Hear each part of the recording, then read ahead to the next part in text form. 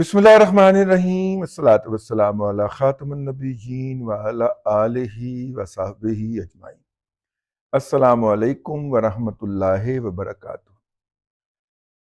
پاکستان کا 10واں NFC award تھا، national finance commission award.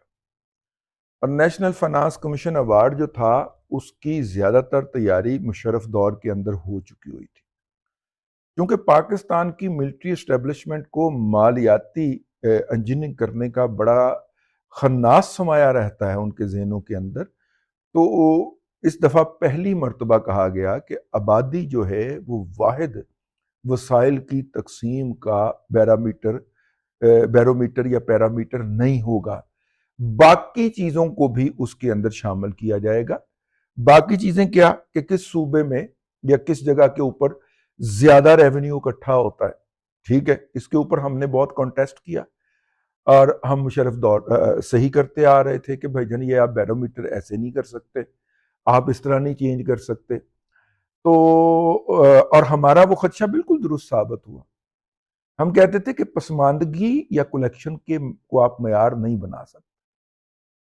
اس پر تو پھر FBR کے چیئرمین کو سب سے زیادہ سہولتیں ہمیں پرائم منسٹر، پریزیڈنٹ اور چیف جسٹس سے بھی زیادہ دینی چاہیے کہ وہ پیسے اکٹھے کرتا ہے، ٹھیک ہے نا۔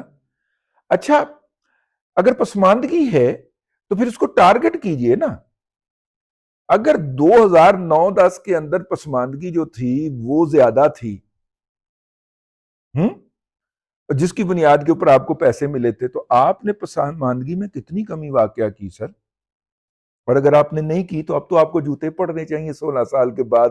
اگلے NFC کے اندر بھی آپ اپنی پسماندگی اٹھا کے لائیں گے تو آپ کو تو جوتے پڑنے چاہیے بھائی، کہ آپ نے فنڈز بھی آپ نے زیادہ لیے۔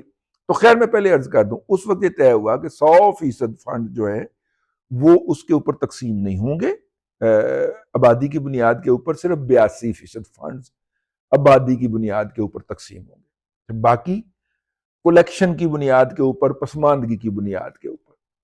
اور چونکہ تینوں صوبوں کا یہ دعویٰ تھا کہ وہ پنجاب سے زیادہ پسماندہ ہیں، تو پسماندگی کے پیرامیٹر کے اندر فنڈز ان کو چلے گئے۔ KPK کو فنڈ گئے، انہوں نے سوشل میڈیا کی ٹیمیں پالی اور ان سوشل میڈیا ٹیموں نے پنجاب کو، سندھ کو گالی دی بیٹھ کے وہاں پہ اور نفرت پھیلائی۔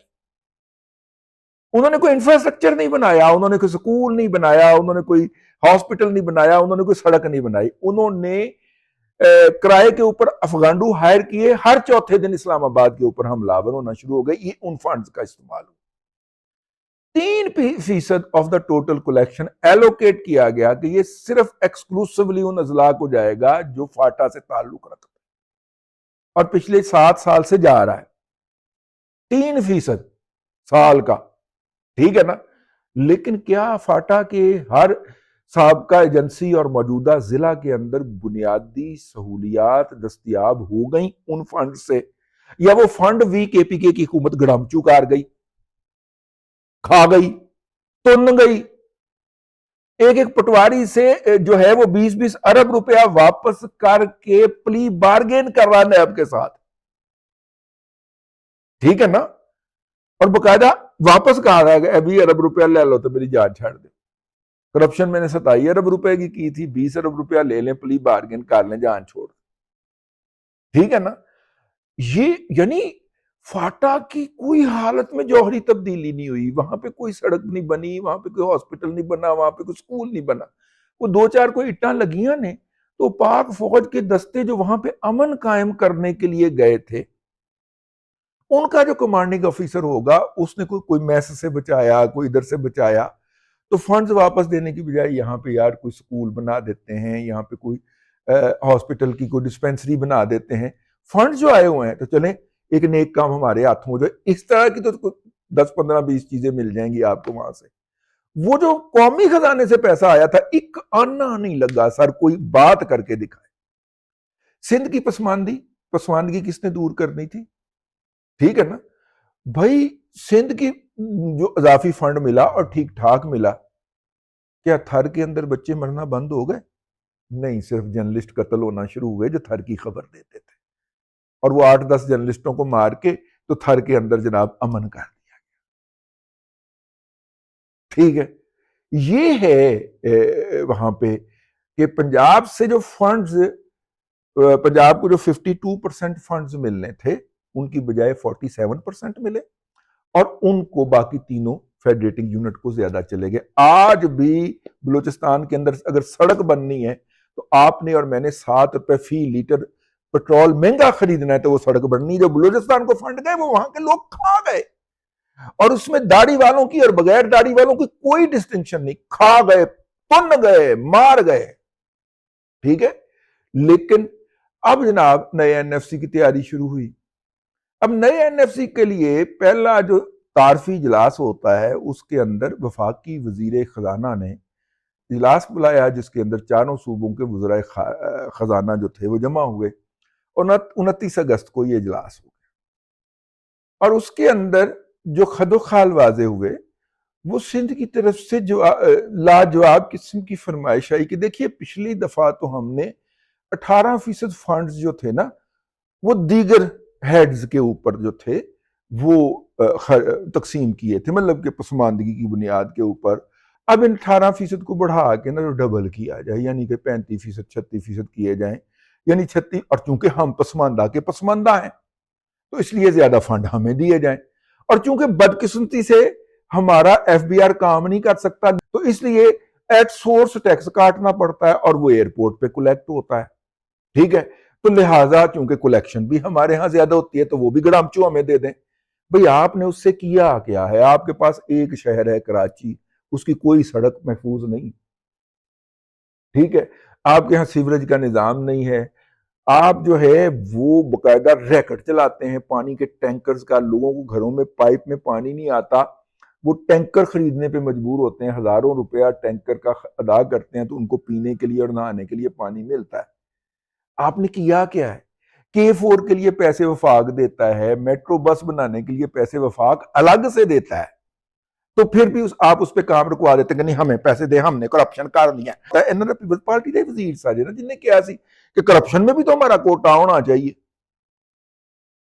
سر اے جو مکمل کرتوت، تو اس کے لیے اب براہ راست بھی ڈکیتی ہمیں آپ زیادہ دیں، یعنی پنجاب کا حصہ جو پہلے 52% سے 47% پہ آیا تھا وفاق سے، اب وہ چوک کے 42% پہ لے جائے۔ 52% آبادی کو 42% فنڈ دیں، یہ بالکل پانی کی تقسیم کا فارمولہ ہے کہ 80% زراعت پنجاب میں ہوتی ہے، اس کو پانی ملے گا 34%، اور 16% زراعت ہوتی ہے سندھ میں، اس کو پانی ملے گا 38%۔ باقی پنجاب زمین سے نکالے، بلکہ اب تو ایک ریٹائر آرمی افسر، وہ یہ فنڈ، یہ بڑے دنوں سے یہ آیا ہوا ہے یہ فارمولہ، جب ہم نے شروع میں رپورٹنگ کی تھی نا 1989 میں، اس وقت بھی غیر ملکی ایجنسیوں کے ایجنٹ جو ہوتے تھے یہ وہ فارمولہ لے کے گھوم رہے ہوتے تھے کہ دیکھیے یہ جو دریا بہتے ہیں، ان دریاؤں کے ڈیلٹا کے اندر پانی صدیوں سے سیپیج پہ نیچے آ رہا ہے، اگر اس پانی کو نکالا جائے اور پھر اس کو دریا میں ڈالا جائے اور پھر اس سے ایگریکلچر کی جائے، اس طرح کے بڑے احمق لوگ لے کے گھوم رہے تھے۔ پچھلے دنوں میں حسن عباس یا اس نام دا ہے گا سی فوج سے بھگوڑا ہو کے امریکہ پی آئی ڈی کرنے چلا گیا تھا، اب وہ پی آئی ڈی کر کے وہاں پہ کسی ادارے کی ایجنٹی پکڑ کے واپس آ گیا، اور ڈیلٹا تباہ کرنے کے جو آئندہ صدیوں تک چلنا ہے اور ہماری نسلوں کی بقا کی ضمانت ہے، کہنا نہیں ہو جو پانی کٹ لو فوری طور اور پانی کٹ کے مینگروو اگا لو۔ اس طرح کے جو بالکل خود غرض لوگ، یہ ڈیلٹا جو بنا ہے پنجاب کے اندر زیر زمین میٹھے پانی کا، یہ صدیوں سے پانی رسا ہے زمین کے اندر، اور اس کے اوپر زندگی نے اس سرزمین کے اوپر آئندہ کئی صدیوں تک رہنا ہے۔ دریائے ہاوڑا رستہ بدل کے ستلج کے اندر مل گیا تھا، اور آپ دیکھیے پوری تہذیب تباہ ہو گئی۔ روحی کس کو روتی ہے آج بھی؟ چولستان کس کا انتظار کرتا ہے؟ دریائے ہاوڑا کا بہا کرتا تھا یہاں پہ۔ کچھ لوگ کہتے ہیں وہ دریائے ستلج کا دوسرا نام تھا، لیکن زیادہ تر محققین کا خیال ہے کہ وہ الگ دریا تھا، وہ اس کے اندر مل گیا اور پورا ایک صحرا وجود میں آ گیا۔